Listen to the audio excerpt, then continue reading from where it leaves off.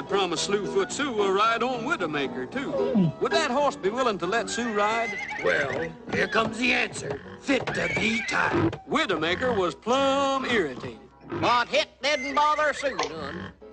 She walked right up to that critter's side. Her gentle hand touched his bristling hide.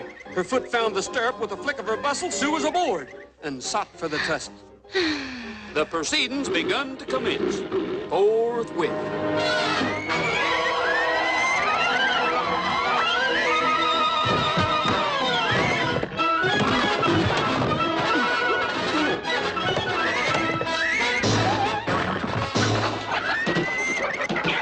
No doubt about it, that there Sue was a regular female buckaroo.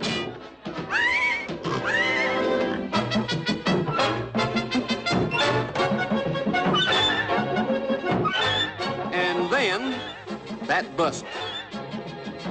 Underneath them frills and flounces, Sue's developing plenty of bounces. Got to be more than that gal could handle. And Sue took off like a Roman candle.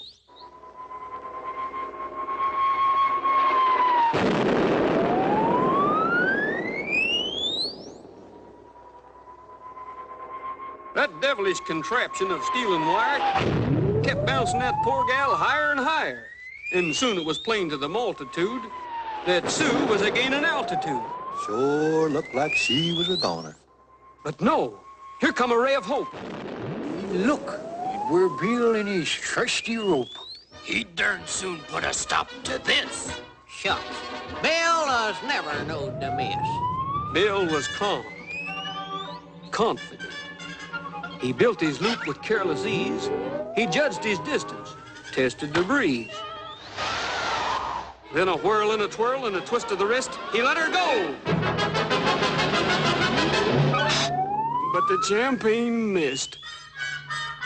How it come to happen, nobody could never figure out.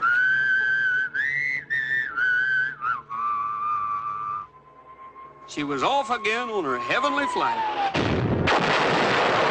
Up she went, clean out of sight, till far into space this unfortunate maid finally come to the moon, and that's where she stayed.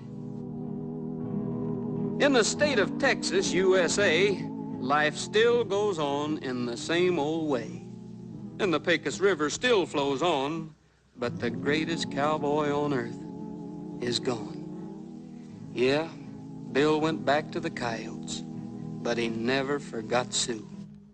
And every night when the moon riz high, he'd lift his voice in mournful cry, bewailing the fate of his lady fair, his long-lost love in the sky up there. So painful was his grief to see, the varmints joined in out of sympathy. And that's how come to this very day, coyotes howl at the moon that way. Move along, move.